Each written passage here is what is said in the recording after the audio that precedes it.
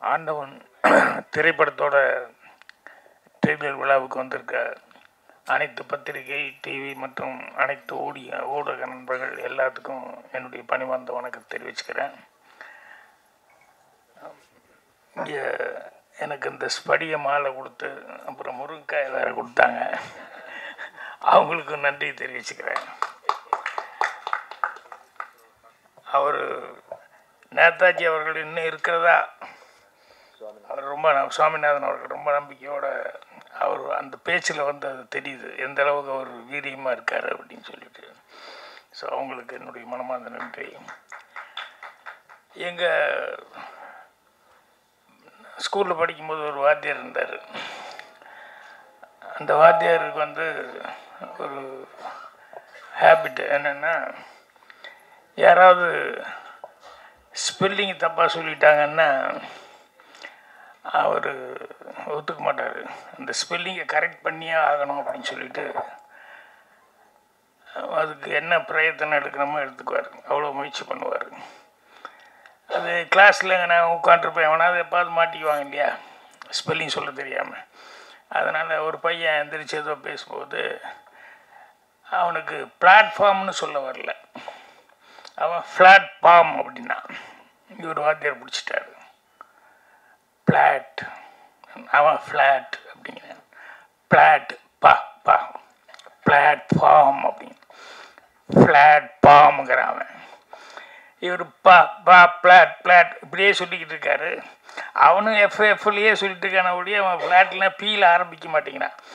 இது அடுத்த period bell அடிக்கும், அந்த வாத்தியார் வந்தால் உள்ளே வந்துட்டு இந்த வாத்தியார் இருக்கிற பாட்டு கொஞ்சம் எக்ஸ்கியூஸ் மீ அப்படின்னு சொல்லிட்டு மறுபடியும் அந்த பிளாட்னு இவர் எப்படியாவது சொல்கிறதுக்கே ட்ரை பண்ணிட்டுருப்பார். இது ஒரு நாள் அவர் வந்து இந்த வாத்தியாரும் ஸ்பெல்லிங் கரெக்ட் பண்ணுற வாத்தியாரும் இன்னொரு வாத்தியார் உட்காந்து நின்று பேசிட்டு இருக்காங்க. அது நடுவில் இந்த பில்டிங் அந்த பில்டிங் நடுவில் கிராஸ் பண்ணும்போது அவங்க நின்று ஏதோ பேசிட்டு இருந்தாங்க. அப்போ அந்த ஆப்போசிட் வாத்தியாரை வந்து தோட்ட வேலை செய்கிற ஒரு கார்னர் இருக்கார் இல்லையா, அது செடியெல்லாம் வெட்டி கட்டி தண்ணியெல்லாம் ஊற்றுற கார்னர், அவர் வந்து அந்த வாத்தியாரை கூப்பிட்றதுக்காக பக்கத்தில் வந்து, சார் உங்களை லைப்ரரி மாஸ்டர் வர சொன்னாருங்க அப்படின்னா, நான் வர்றேன்னு சொல்லுன்னு அவர் சொல்கிறாரு. இல்லை இருக்கட்டும் அப்படின்னு சொல்லிட்டு என்ன சொன்னேன், இந்த லைப்ரரி மாஸ்டர் வர சொன்னேன். லைப்ரரி இல்லை லைப்ரரி அப்படின்னு. அவன் தோட்ட வேலைக்காரன், அவனுக்கு என்ன தெரியும், அவன் லைப்புன்னே சொல்ல வரல, அவனுக்கு ரைப்புன்னு லைப் இப்படியே சொல்லியிருந்தேன். இது எங்களுக்கு எல்லாம் எப்போவுமே காமெடியாக இருக்கும். இந்த மாதிரி அவர்கிட்ட யார் சிக்குவாங்க, எவ்வளோ நேரம் பாடம் எடுப்பார் அப்படின்னு சொல்லிட்டு. ஆனால் அவருடைய இயல்பு அப்படிங்கிறது அது. அவனை கரெக்ட் பண்ணியே ஆகணும், அவன் தப்பாக சொல்கிறது விடக்கூடாது, அவனை கரெக்ட் பண்ணியே ஆகணும்னு சொல்லிட்டு அவ்வளோ பிரயத்தனம் பண்ணிட்டு பண்ணுவார். என்னென்னா இது அவருடைய கேரக்டர். இது யாருக்காக சொல்ல வந்தேன் அப்படின்னு சொன்னால் நம்ம கண்ணனுக்காக சொல்ல வந்தேன். என்ன அப்படின்னா, எல்லாரும் எப்படியோ சினிமா எடுக்கணும், அதை பண்ணணும் இதை பண்ணணும் நினச்சா கூட நான் எடுக்கிற சினிமா இப்படித்தான் இருக்கணும் அப்படின்னு சொல்லிட்டு கங்கணம் கட்டிட்டு, அது வெற்றி தோல்வி முக்கியம் இல்லை, அது காசு வருதா போகுதாங்கிறது முக்கியம் இல்லை, நான் ஏதாவது உபயோகமான ஒரு கருத்து சொல்லியே ஆகணும் அப்படின்னு சொல்லிட்டு அதில் அவ்வளோ தீர்மானமாக இருந்து அவர் இந்த படத்தை பண்ணியிருக்காரு. அந்த கதை சொன்ன நாள்லேருந்து நான் அவருடைய கேரக்டர் அந்த ஊருக்கு போனது நடித்தது இதை பார்த்துக்கிட்டே இருக்கிறேன். அப்போ இப்போ கூட பேசிட்டு இருக்கும்போது சொல்கிறார், நான் வந்து இந்த மாதிரி படங்கள் தான் எடுப்பேன் அப்படிங்கிறத வந்து தீர்மானமாக இருந்துகிட்ருக்காரு. அது சில பேர்த்தினுடைய கேரக்டர் என்னென்னா, அவங்களுக்கு வந்து நம்ம ஒன்று இப்படி செய்யணும் அப்படின்னு சொல்லி தீர்மானம் பண்ணிட்டோம்னா அது இப்படி தான் இருக்கணும். ஆனால் அவங்களுக்கு வந்து அதில் ஒரு பிடித்தம் வந்துருச்சுன்னா அது பண்ணுவாங்க. அந்த கண்ணன் அவர்களை வந்து என்னடா அவருக்கு பிடிச்சிருக்கு அப்படின்னு சொன்னோம்னா, அவர் அந்த மக்கள் மேலே இருக்கிற ஒரு இதுதான். அந்த கதை ஏன் பிடிச்சது அவருக்கு, மகேஷ் அவர்கள் வந்து இந்த கதை வந்து இப்படி ஒரு இருக்குது அப்படிங்கிறது யூடியூப்பில் சொன்ன உடனே, ஆஹா ஜனங்கக்கிட்ட இவ்வளோ கஷ்டம் இருக்கா, ஜனங்க இப்படியே தான் இருக்காங்களா, இதை எழுதி போட்டு இது மூலமாக வந்து கவர்மெண்ட்டு வந்து திசை திருப்பி பார்க்க வைக்கிற அளவுக்கு சோசியல் சர்வீஸ் பண்ணுற அளவுக்கு இது மேட்டர் இருக்கா அப்படின்னு சொல்லும்போது அவசியம் இதை நான் எடுத்தே ஆகணும். ஏன்னா இது போகிறதுனால எத்தனை கிராமங்களுக்கு எத்தனை ஊர்களுக்கு இது ஒரு விமோசனமாக இருக்குமோ, நம்மளால் முடிஞ்ச வரைக்கும் ஒரு தீக்குச்சியை நம்ம உரைச்சி வைப்போம், அந்த வெளிச்சம் வந்து எத்தனை பேர்த்துக்கு எத்தனை விளக்கேற்ற முடியுமோ ஏற்றுட்டோம் அப்படிங்கிற மாதிரி. அது ஒரு ரொம்ப பிடித்தமான ஒரு கேரக்டர்.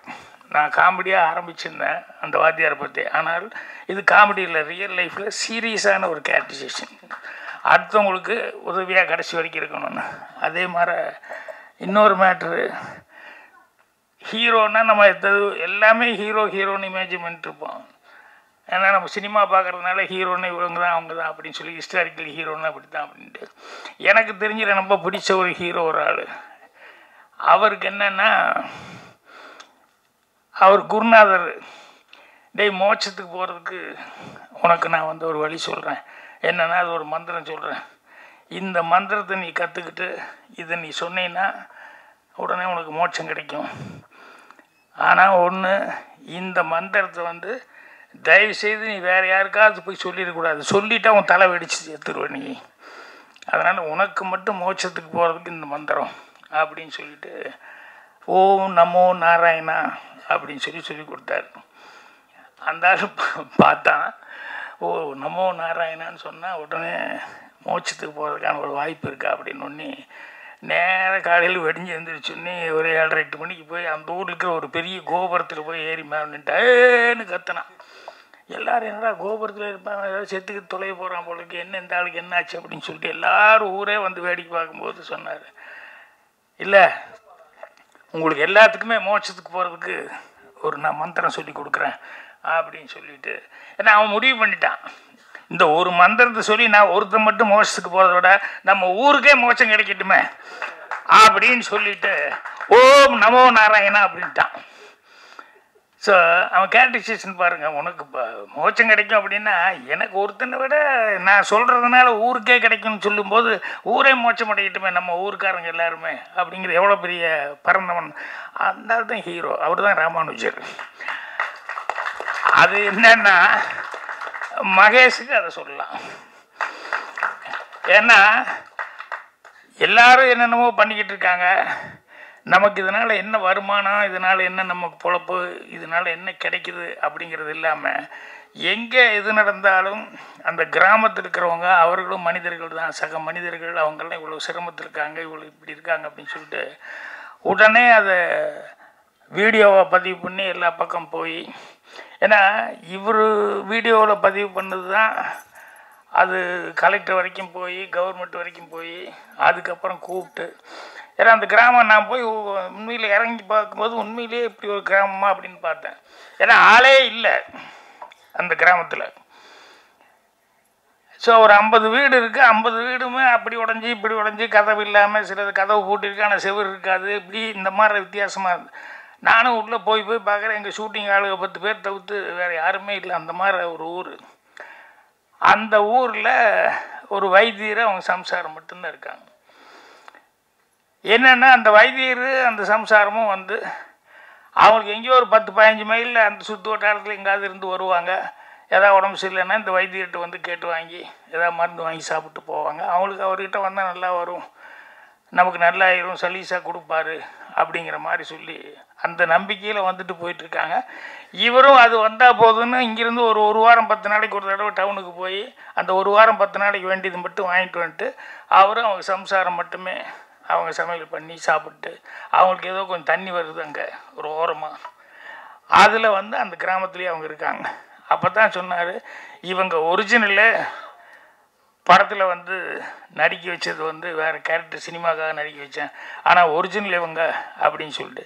என்னென்னா இந்த மாதிரி ஒரு ஒரிஜினலாக இருந்து இதை வந்து எழுதி போட்டு அதுக்கப்புறமா வந்து அந்த கலெக்டர் அவங்க வரைக்கும் தகவல் போய் அவர் வந்து அவங்களுக்கு வீடு கட்டி கொடுத்து கவர்மெண்ட்டில் அந்த ஸ்கீமில் அப்படி இருக்கக்கூடாது அப்படின்னு சொல்லி. ஸோ இந்த நான் படத்தில் நான் பேசின டைலாக்கெல்லாம் வந்து ஒரிஜினலான டைலாக்கு, ஒரிஜினலாகவே அப்படிலாம் ஒரு திட்டம் இருந்து அந்த திட்டத்து மூலமாக அந்த வீடு கட்டி கொடுத்து, நானும் அந்த வீடு ஓப்பனிங்கு போகிற மாதிரி தான் அந்த சீனெல்லாம் பண்ணியிருந்தாங்க. அந்த வீடு அவங்களுக்கு கொடுத்துட்டு, அதே மாதிரி என்ன சொல்லுவோன்னா, இந்த கிராமத்தில் எல்லாருமே வந்து அவங்கவுங்க சொந்த ஊருக்கு வந்து மீண்டும் விவசாயம் பார்க்குறதுக்காக உண்டு, அதுக்காக சில திட்டங்களை போட்டு அவங்களுக்கு என்ன உதவி பண்ணுமோ அதை பண்ணுறதுக்கு ரெடியாக இருக்கிறோம் அப்படிங்கிற மாதிரி என்னுடைய கேரக்டர் மூலமாக கலெக்டர் டைலாக் சொல்கிற மாதிரி சொல்லியிருக்கான். இது என்னென்னா, யாருமே வந்து சொந்த ஊர் விட்டுட்டு போகணும் அப்படிங்கிற மாதிரி யாரும் அப்படியெல்லாம் ஒன்றும் நினைக்கிறது இல்லை. ஆனால் மனிதனுடைய சூழ்நிலைகள், அவனுக்கு எதிர்காலம் என்ன அப்படிங்கிறதுனால இப்போ கேந்திர முனுசாமி அவர் பேசும்போது எந்த ஊருக்கு போனாலும் ஒரு ராமநாதபுரத்துக்காரன் ஒருத்தர் இருப்பான் அப்படின்னு சொல்கிறதுன்னா, அங்கே மழை இல்லை, தண்ணி இல்லை, எல்லாமே விவசாயம் முதல் கொண்டு எல்லாமே பிரச்சனைங்க போது அப்போ பிழைப்புக்கு வழி தேடி அவங்க புறப்படுறது அப்படின்னு வந்துடுது. அதே மாதிரி சில நேரங்களில் வந்து என்னென்னா, நம்ம பொழப்பு எப்படியோ போயிடுச்சு, அட்லீஸ்ட் நம்ம குழந்தைகளாவது நல்லா இருக்கட்டும்னு அவங்களுக்கு 4 எழுத்து படிக்க வச்சு அவங்கள எப்படியாவது அனுப்பிச்சு அவங்க நல்லா இருக்கணும்னு அனுப்புகிற மாதிரி இப்படி பண்ணதுனால தான் அந்த கிராமங்களில் வந்து நிறைய இடங்களில் அந்த மாதிரி நிறைய ஊர் இருக்குதுன்னு சொல்லி அந்த மகேஷ் அவர்கள் வந்து போய் ஒவ்வொரு இடத்துலையும் வந்து இது யூடியூப்புக்காக ஷூட் பண்ணிட்டு வந்து அது எல்லா கிராமங்கள்லேயும் ஒரு விழிப்புணர்வு வர அளவுக்கு வந்தது. ஸோ அந்த அளவுக்கு இவங்க 2 பேருமே வந்து இவர் ஒரு கேரக்டர்னால் அவர் ஒரு கேரக்டர். ஸோ இதெல்லாம் ரியல் லைஃப்பில் இப்போ இன்றைக்கி வந்து பேச வந்தவங்கெல்லாம் கூட பார்த்தீங்கன்னா உண்மையான அந்த கிராமத்தினுடைய ஃபீலிங் அவங்கக்கிட்ட இருக்குது. அது சமூக சேவகர்லேருந்து இதை நடித்த ஒரு வரைக்கும் எல்லாருமே பேசுனாங்க அப்படின்னு சொல்லி சொன்னோம்னா, எல்லோரும் ஆத்மார்த்தமாக அவங்க மனசுக்குள்ளே வந்து எங்கள் கிராமத்தில் இப்படி இருக்குது, எங்கள் ஊர் சொந்த மண், இதை நாங்கள் எப்படி விட்டுட்டு போகிறது அப்படிங்கிற மாதிரி பேசினாங்க. ஸோ கேட்கும்போது ரொம்ப யதார்த்தமாக இருக்குது, சந்தோஷமாக இருந்தது. ஸோ ஊருக்காரங்களும் நிறைய பேர் வந்திருக்காங்க. மற்றவங்க கூட முத்துக்காடை ஒரு புக் எழுத போகிறேன்னு என்கிட்ட வந்து சொல்லிகிட்டு இருந்தார். அவர் தமிழ் மேலே இவ்வளோ பற்றுதலாக இருப்பார் அப்படிங்கிறதும், தமிழை வந்து இவ்வளோ தூரம் கற்றுக்கிட்டு இருக்காரு அப்படிங்கிறது எனக்கு உண்மையிலேயே ஆச்சரியமாக இருக்குது. கண்ணதாசன் சாரை பற்றி பேசி, அவருக்கு ஆரிஜின் யாருன்னு பேசி, அதுக்கப்புறம் அவர் எழுத போகிற புஸ்தகத்தை பற்றியெல்லாம் வந்து என்கிட்ட சொல்லி, அந்த புஸ்தகம் என்ன மாதிரி புஸ்தகம் அப்படிங்கிற மாதிரி சொல்லி எனக்கு அணிதர கொடுங்க அப்படின்னு சொல்லிட்டு பேசுறதுக்கு முன்னாடியே கேட்டார். வந்தோன்னையுமே நான் புஸ்தகம் எழுதியிருக்காருன்னு அணிந்தர கேட்குறாருங்கும் போது கண்டிப்பாக நான் கொடுக்குறேன் அப்படின்னு சொல்லிட்டேன். அவர் பேசி இந்த மாதிரி இவ்வளோ தூரம் தமிழ் பற்றுதலாக அவர் பேசி ரொம்ப சந்தோஷமாக இருந்தது. அது மாதிரி எல்லாருமே பேசினவங்க ஒவ்வொருத்தரும் எல்லாமே நல்லா பேசினேன். இந்த பொண்ணு வேறு தமிழ் வந்து கொஞ்சம் அப்படி இப்படி இருந்தால் அட்ஜஸ்ட் பண்ணிக்குவானா. அப்புறம் தான் கேட்டேன், தமிழ் சுத்தமாக தானே பேசுது, ஏன் இப்படி பேசுகிறாங்க அப்படின்னு. எந்த ஒரு தாய் பாஷைன்னு தெரியலன்னா அப்புறமா ஆந்திரா அப்படின்னு சொல்லி தெலுங்கு அப்படிங்கிற மாதிரி சொன்னாங்க. ஸோ இவங்க எல்லாருமே வந்து அது நடிக்கும்போது வர அந்த பொண்ணு கேட்டது எனக்கு ரொம்ப ஆச்சரியமாக இருக்குது. என்னென்னா, கிராமத்து கதைன்னு ஒன்று என் கலருக்கு அது சரியாக வருமா, கிராமத்து பொண்ணு மாதிரி அப்படிங்கிற மாதிரி அவங்களுக்கு உள்ள எல்லாருக்குமே ஒரு கிராமம் அப்படின்னா இப்படி தான் இருப்பாங்க. கருப்பாக அந்த வெயிலில் அலைஞ்சு கிளைஞ்சி நல்லா பிறந்திருந்தா, கொஞ்சம் கலராக பிறந்திருந்தா கூட அந்த வெயிலுக்கு அதுக்கும் அந்த இதில் வந்து ஆட்டோமேட்டிக்காக அந்த கலர் எல்லாம் வேறு மாதிரி ஆகி போகும் இல்லையா. அதனால் அது சரியாக இருக்குமா அப்படிங்கிற மாதிரிலாம் நியாயமான ஒரு சந்தேகத்தில் டைரக்டராக இல்லை, அதெல்லாம் ஒன்றும் காரணமெல்லாம் இப்படி கிடையாது, கருப்பு சிவப்பெல்லாம் இங்கே பார்க்குறாங்க அப்படிங்கிற மாதிரி சொல்லி. ஸோ நான் வந்து இன்றைக்கி ஏன்னா இவர் எடுத்த படத்துக்கு எந்த அளவுக்கு பத்திரிகை நண்பர்கள், அது மற்ற நண்பர்கள் எவ்வளோ பேருடைய சப்போர்ட் இருக்க போகுது அப்படிங்கிறது எனக்கு ஒரு டவுட்லேயே இருந்தேன் நான். அதுக்கப்புறம் சரி அப்படின்னா, அப்புறம் உள்ளே வரும்போது தான் எனக்கு அந்த அட்மாஸ்பியர் பார்க்கும்போது, இல்லை அவர் சம்பாதிச்ச சொத்து நண்பர்கள் அப்படின்னு சொல்லிட்டு, என்ன அதே நண்பர்கள் அப்படிங்கிறதான் மகேஷுக்கும் அதே மாதிரி தான் அவ்வளவு நண்பர்கள் இருக்காங்க, சொந்த பந்தம். அந்த நண்பர்கள் எல்லாம் தான் ஏன்னா என்கரேஜ். நண்பர்கள்னு சொன்னோம்னா நிறைய பேர், சில பேர் இருக்கா நண்பர்கள். என்னென்னா, அவனுக்கு வந்து 2 பேர் ஃப்ரெண்ட்ஸு பேசிகிட்டு இருந்தாங்க. சரி நான் வீட்டுக்கு போகிறேன்னாங்கும்போது மழை வந்துருச்சு. ஒருத்தன் வீடு கொஞ்சம் தூரமாக இருக்குது. அப்போ இவன் சொன்னால் நம்ம ஃப்ரெண்ட் ஆச்சு அப்படின்னு சொல்லிட்டு, அப்படியே மழை வந்துருச்சு, அதனால் கொஞ்சம் வெயிட் பண்ணி போகலான்னா. அப்புறம் மணி வேறு 9:30 ஆகி போச்சு. ஏண்டா நீ எப்போ நீ மழை நின்று எப்போ வீட்டுக்கு போய் சாப்பிட்றது அப்படின்னு போய் சம்சாரத்துட்டு சொல்லி உட்கார்றானா, ஹாலில் உட்கார சொல்லிவிட்டு சாப்பிட்டே போயிடல கொஞ்சம் சம்சாரத்துட்டு சொல்லிட்டு வரேன்னா, போய் திடீர்னு சம்சாரத்துட்டு அம்மா சாப்பாடு எங்கள் திடீர்னு இப்படி வந்து சொல்கிறீங்களே என்னங்க, ஏம்மா மழை திடீர்னு வந்தேன்னா என்னம்மா பண்ண முடியும், அதனால் பாரு அப்படின்னு. ஏதாவது வர்றவங்களுக்கு ஏதாவது விசேஷமாக ஏதாவது செஞ்சாலும் பரவாயில்ல, வந்தவொன்னே ஏதோ ஒன்று செய்ய அப்படின்னு சொன்னால் என்ன அர்த்தம், முடிஞ்சதை செய்யுமா, பசிக்கு தானே செய்ய அப்படி இப்படின்னு சொல்லி போட்டு, நான் என்ன கூட ஹெல்ப் பண்ணுறேன்னு ஏதோ கொஞ்சம் இது பண்ணி போட்டு, அப்புறம் வந்து பார்த்தா ஆள் அவனை காணோம். மழையும் நிற்கலையே, என்னடா ஆச்சுன்னு தெரியலையே அப்படின்ட்டு, ஏன்டா அவனை ஆளை காணோன்னு, சரி போயிட்டான் போல இருக்கு அப்படின்னு சொல்லி இவங்க சரி சமையல் ஆரம்பித்தா செஞ்சு முடிப்போம் அப்படின்னு சொல்லும்போது பார்த்தா அவன் மறுபடியும் வந்துட்டான். என்னடா நண்பா அதுக்குள்ளே எங்கடா போனேன், மழையும் நிற்கல, எங்கே போனேன்னு. இல்லை நீங்கள் சாப்பிட்டு போகலான்னு சொன்னீங்கல்ல, அதனால் வீட்டுக்கு போய் என் சம்சாரத்தில் சொல்லிட்டு வந்துட்டேன். சாப்பாடு கிடைக்குதுன்னு ஒன்று இங்கிருந்து மலையிலே ஒரு துண்டை போட்டுக்கிட்டு போய் சொல்லிட்டு இங்கே வந்து சாப்பிட்டு போகலான்னு வந்தேன். ஸோ நண்பர்கள் அப்படின்னு சொல்லும்போது இந்த மாதிரி சில நண்பர்களுக்கு இன்னொரு 2 நண்பர்கள் காட்டுக்குள்ளே போயிட்டு இருந்தானுங்க. அப்போ போயிட்டு இருந்தோடனே சொல்லி கரடி வந்துருச்சுன்னு சொன்னோடனே உடனே 2 பேரும் ஓடிடலான்னா ஒரு நிமிஷம் அப்படின்னு சொல்லிட்டு அவசரமாக ஷூ எடுத்து போட்டான். என்னடா இது அப்படின்னு சொல்லிட்டு, இல்லை போட்டுற ஒரே நிமிஷம் ஷூ போட்டு ஓடிடலாம், ஷூ போட்டுன்னு அவங்ககிட்ட சொல்லி இவன் ஷூ எடுத்து அவசரமாக போடுறான். அப்புறம் போட்டுட்டு ஓடலாம் அப்படின்னு சொல்லும்போது இவன் கேட்குறான், என்னடா ஷூ போட்டால் கரடி விட வேகமாக ஓட முடியுமாண்ணா? இல்லை உன்னை விட வேகமாக ஓட முடியும் அப்படின்னு. அந்த மாதிரி நண்பர்கள் அப்படிங்கும்போது கடைசி வரைக்கும் நண்பர்கள் அந்த மாதிரி இருக்கிறது உயிர் கொடுப்பான் தோழன்னு சொல்லுவாங்க. அந்த மாதிரி இருக்கிறதுக்கு வந்து ஆட்கள் கிடைக்கிறதே ரொம்ப ரேர். ஆனால் மகேஷுக்கு வந்து அந்த மாதிரி ஆட்கள் நல்ல நண்பர்கள் வந்து, ஏன்னா அவரே இதனால் என்ன பலன் அப்படின்னு சொல்லி அவர் வந்து வேலை பார்த்துக்கிட்டு இருக்காரு, அதை எதையும் எதிர்பார்க்காம. அப்படி இருந்தும் நண்பர்கள் வந்து அவருக்கு அந்த அளவுக்கு உதவி பண்ணி அவர் இன்னைக்கு இந்த அளவுக்கு வந்து அவர் நடிக்கிற ஒரு சூழலை கொண்டு வந்திருக்காங்க. யூடியூப்பில் கதாநாயகங்கிற லெவலில் அவருக்கு பேர் எடுத்து கொடுத்துருக்காங்க அப்படின்னு சொல்லும்போது அந்த நண்பர்களுக்கு ஹேட்ஸ் ஆப்னு சொல்லணும். ஸோ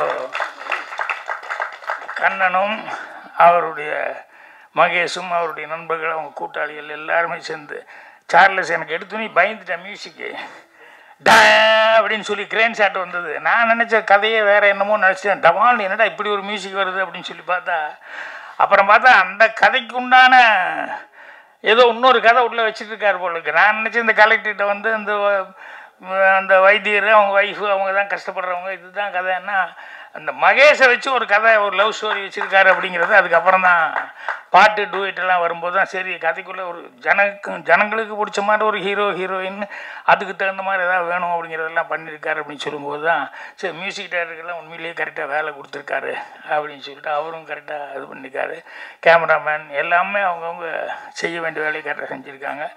ஸோ எல்லாருக்குமே பத்திரிகை நண்பர்கள் நம்ம தான், ஊடக நண்பர்கள் நம்ம தான் வந்து அவங்களுக்கு என்ன இந்த மாதிரி ஒரு டைப்பாக ஒரு கதையை வந்து எடுத்து அந்த கிராமத்தில் வந்து இவ்வளோ தூரம் பின்தங்கி போய் கிராமத்தை விட்டு இன்றைக்கி என்ன கோபிச்செட்டிப்பாளையத்துக்கு இப்போ போனால் நான் போனால் கூட ஒரு 10 கிலோமீட்டர் 5 கிலோமீட்டருக்குள்ளேயே எனக்கு அந்த பேடி ஃபீல்டுன்னு சொல்லுவேன், பச்சை பசேல்னு எங்கே பார்த்தாலும் கேமரா வைக்கலாங்கிற அளவுக்கு இருக்குது. இப்போ 20 கிலோமீட்டர் 25 கிலோமீட்டர் கோபியில் சிட்டிக்குள்ளேருந்து சைடில் போனால் தான் பச்சை பசேல்னு எதாவது காமிக்க முடியும். என்னென்னா எல்லாம் சைட்டு போட்டு அவங்கவுங்க விற்க ஆரம்பிச்சிட்டாங்க. அதில் நல்ல வருமானம் வருது, எதுக்கு இது வந்து விவசாயம் பண்ணிக்கிட்டு அப்படிங்கிற அளவுக்கு அவங்களும் சேஞ்ச் ஆகி போயிட்டுருக்காங்க. ஸோ அந்த மாதிரி கிராமங்கள் வந்து நிறைய அப்படி இது பண்ணி போயிட்டுருக்கு. ஸோ இந்த மாதிரி படங்கள் வரும்போது அதை கரெக்ட் பண்ணிக்கிறதுக்கு என்ன, ஏன்னா தண்ணி இல்லாமல் பஞ்சமாக இருந்து அந்த மாதிரி இருந்து ஊரை காலி பண்ணிட்டு போகிறதுங்கிறது ஓகே. அது என்னென்னா இயற்கை சதி நமக்கு நம்மளை எரியாமல் நம்மளை மீறி நடக்கக்கூடியது ராமநாட்டில் நடக்குது அப்படிங்கிற மாதிரி எல்லாம் இருக்குது. பட் இதெல்லாம் வந்து பிளாட் போட்டு இருக்கிற பூமி, விவசாய பூமி வந்து பிளாட்டை போட்டு கொடுத்துட்டு போனால் அதை விட நல்ல காசு கிடைக்குதுங்கிற அளவுக்கு போனால் அது கவர்மெண்ட் அப்படி இல்லை. விவசாயமே நீ பண்ணு, விவசாயம் பண்ணால் உனக்கு அந்த அளவுக்கு வருமானம் வருங்கிற அளவுக்கு ஒரு திட்டங்களை கொண்டு வந்தால் தான் அவன் கரெக்டாக அந்த விவசாயத்தில் இருப்பான். இல்லைன்னா நான் என்ன நஷ்டத்துக்கு நான் எப்படிங்க பாடுபட முடியும் அப்படி தானே அவன் கேட்பான். இது அப்போ சொல்லுவாங்கல்ல, அவன் கஷ்டப்படுறத காலிலேருந்து சாயங்காலம் வரைக்கும் உட்காந்து மண்ணில் கஷ்டப்பட்டு வெயிலில் கஷ்டப்பட்டு இத்தனையும் பண்ணி அது பண்ணிட்டு போனான். அவன் ப்ராடக்ட்டுக்கு அவன் ரேட்டு பட்டி ஃபிக்ஸ் பண்ண முடியலையே, அவன் சொல்கிற ரேட்டுக்கு தான் கொடுக்க வேண்டிய கேள்வி, இவன் ஒரு ரேட்டு இவ்வளோ ஆச்சுங்க அப்படின்னு விற்கவே முடியலையே. ஸோ அதனால் அந்த அடிப்படையே மாற்றப்படணும். இந்த மாதிரி படங்கள் வரும்போது அந்த அடிப்படை திட்டங்கள் அதெல்லாம் வந்து அரசாங்கம் வந்து உள்ளே வந்து அவங்களும் வந்து கவனிச்சுட்டு ஹெல்ப் பண்ணுவாங்கன்னு நினைக்கிறேன். அதுக்கு பத்திரிகை நண்பர்கள் எல்லாருமே உங்களுடைய ஊக்கங்களை கொடுக்கணும். அந்த படம் நல்லா ஓடுறதுக்கு என்ன உண்டோ அதுக்கு உண்டான விமர்சனங்களை நீங்கள் எழுதணும்னு சொல்லி கேட்டுக்கிறேன். இந்த டீம் எல்லாத்துக்குமே என்னுடைய மனமார்ந்த நல்வாழ்த்துக்களை தெரிவிச்சுக்கிறேன். ரொம்ப இப்படி ஒரு டீமில் வந்து வேலை பார்த்தது எனக்கு ஒரு ஆத்ம திருப்தியாக இருக்குது, சந்தோஷம். நன்றி. மீடியாவை குறிப்பிட்டு சொல்லணும். ஒரு 10 வருஷத்துக்கு முன்னாடி வரைக்கும் முத்துக்காலை குடிக்கான்னு எல்லா ஒயின் ஷாப்லையும் ஏம்பரத்தை போட்டு, நான் ஒயின் ஷாப்புக்கு போடணும் இல்லையோ ஏம்பரத்தை போட்டு படுத்துருக்கிற மாதிரி நிறையா போட்டிங்க. அதுக்கு ரொம்ப நன்றி. ஏன்னா யூடியூப்பில் வந்து நல்லா பேசினா, ஆணித்தரமாக ஆதாரபூர்வமாக பேசினா லைக் வரும், சப்ஸ்கிரைப் வரும், இதெல்லாம் வரும். என்னன்னா கஞ்சா கருப்பு மாதிரி பேசிட்டோம்னா நிறையா வந்துடும். எதுவுமே ஆதாரம் இல்லாமல் பேசுறது, மாற்றி மாற்றி பேசுறது. எம்ஜிஆர் படத்தை சிவாஜி நடித்தார், சிவாஜி படத்தை எம்ஜிஆர் நடித்தார் அப்படின்னு மாற்றி மாற்றி பேசிட்டோம்னா நிறையா வந்துடும். என்னை போல நடுத்தரமாக உள்ளவர்களுக்கு லைக்கும் கமெண்ட்ஸும் கிடைக்காது. ஆனால் நீங்கள் தருவீர்கள் என்று நம்புகிறேன் நான், இல்லையா? ஆமாம். ஏன்னா அரை மணி நேரம் பேசுவதற்கு என்னிடம் ஆதாரம் இல்லை. பேசியவர்கள் எல்லாரும் அரை மணி நேரம் பேசினார்கள். அதற்கெல்லாம் பயிற்சி வேண்டும் போல இருக்கிறது. என்னிடம் 5 நிமிடம் பேசுவதற்கு கூட ஆதாரம் இல்லை. இதற்கெல்லாம் வடிவேலு சொல்ல மாதிரி இதற்கெல்லாம் பயிற்சி வேண்டுமோ அப்படின்னு சொன்ன மாதிரி எனக்கும் பயிற்சி தேவைப்படுகிறது. என்னுடைய 30 வருட சினிமா சர்வீஸில் அது ஓடிக்கிட்டு இருக்கு. ஆண்டவன் இந்த படத்தில் எனக்கு வாய்ப்பு கொடுத்த அனைவருக்கும் நன்றி. அதில் குறிப்பாக இயக்குனர் சாருடைய உதவியாளர் பார்த்திப சார் ஆஃபீஸுக்கு முன்னாடி தான், பக்கத்தில் அந்த அம்மன் கோயிலுக்கு முன்னாடி தான் என்னை கூப்பிட்டாரு. ஆனால் இந்த படத்தில் ஒரு கேரக்டர் பண்ணுறீங்க அப்படின்னு சொல்லி அட்வான்ஸ்லாம் கொடுக்கல, முழு சம்பளத்தையும் கொடுத்தார். ஏன்னா சினிமாவில் சம்பளம் முழுசாக கிடைக்கிறது அவ்வளோ ஈஸி விஷயம் கிடையாது. முழு சம்பளத்தையும் கொடுத்துட்டார். அன்றைக்கி நான் நடிக்க போகிறதுக்கு முன்னாடி இந்த அவங்க சம்பளம் கொடுத்துட்டாரு. அவருக்கு நன்றி. அவர் சொன்ன மாதிரி அவருடைய 18 வருட 20 வருட உழைப்பில் அவர் மேலும் முன்னுக்கு வரணும்னு நான் ரொம்ப ஆசைப்பட்றேன். வேறு ஒரு பயணத்தின் மூலியமாக அவரோட பயணிக்க போகிறோம். அடுத்து இந்த படத்துடைய ஹீரோ தம்பி மகேஷ். முதல்ல அவருடைய நண்பர்களுக்கெல்லாம் நான் நன்றி சொல்கிறேன். ஏன்னா நான் அன்றைக்கி ஒரு நாள் தான் போனேன். நைட்டு 12 மணிக்கு எனக்கு ஷூட்டிங் முடிஞ்சு 12:30 மணிக்கு என்னை அந்த பிரிட்ஜு கீழே இருந்து டிஃபன் வாங்கி கொடுத்து என்னை எல்லாருமே ஒரு தம்பி அண்ணன் மாதிரி என்னை பக்குவமாக ஏற்றி விட்டாங்க. முதல்ல அவருடைய நண்பர்களுக்கு நன்றி. அதுக்கப்புறம் மகேஷுக்கு நன்றி. ஏன்னா இப்போ சொன்னார் இல்லையா, எங்கள் வீடு எனக்கு தெரியாமல் என் வீட்டை போய் எடுத்துருக்காரு. எல்லாரும் நினச்சிக்கிட்டு இருக்காங்க முத்துக்கால பெரிய பங்களா கட்டியிருப்பார் நினச்சிருப்பாங்க. அது பாலடைஞ்ச வீடு. அதை கொண்டு போய் எடுத்து போட்டு எல்லாச்சு உன் வீடா இது, நீ இத்தனை வருஷம் சினிமாவில் நடிச்சு இப்படி தான் ஆடுறியான்னு கேட்டாங்க. எனக்கு அசிங்கமாக போச்சு. ஏன்னா அது 250 படம் நடிச்சு இன்னும் நம்ம வீடு பாலடைஞ்ச வீடாக இருக்கேன்னு சொல்லி இந்த வருஷம் தான் அந்த வீடை எடுத்து கட்டியிருக்கேன். இந்த 25 வருஷம் சர்வீஸில் இப்போ தான் அந்த வீடே வீடு வீடு மாதிரி இருக்கு. பாலடைஞ்ச பங்களா பாலடைஞ்ச வீடுன்னு காட்டினதுக்கு தம்பி மகேஷுக்கு நன்றி. ஏன்னா ஏதாவது ஒரு தூண்டுகோல் இருக்கணும். தூண்டுகோல் இருந்தால் தான் அடுத்த ஸ்டெப்புக்கே நம்ம போக முடியும். அதனால் தம்பி மகேஷுக்கு நன்றி. மீண்டும் பல படங்கள் நடித்து மேலே மேலே வரணும். ஏன்னா அவர் நிறையா சொல்லிட்டார் கிராமத்தில் வாழும். ஏன்னா நான் ஒரு பட்டிக்காட்டில், என் ஊரே பட்டிக்காடு, அவர் ஊர் மாதிரி எங்கள் ஊர் பேரும் சங்கம்பட்டி அப்படி தான் எங்கள் ஊர் பேர். அதனால் அவருக்கு நன்றி. மென்மேலும் பல படங்கள் செய்யணும். கேமராமேன் மகி சார், உண்மையிலேயே அவருக்கு நான் சொல்லி ஆகணும். இந்த படத்தில் ஒரே ஒரு டைலாக் ஒன்று வரும், என் ராஜ்யத்தில் நான் தாண்டா ராஜா அப்படின்னு சொல்லி ஒரு டைலாகு. இந்த படத்தில் ஒரு 4-5 சீன் நடிச்சிருந்தாலும் அதை உருவாக்கின பங்குல கேமராமேனுக்கு உண்டு. ஏன்னா நான் குடிச்சு என் மூஞ்சியெல்லாம் சப்பி போன மூஞ்சி மாதிரி இருந்தது. அதை இந்த படத்தில் ஆண்டவன் படத்தில் எனக்கு கொஞ்சம் நல்லா காமிச்சிருக்காரு. அதனால் அவருக்கு ஒரு நன்றி சொன்னேன் நான்.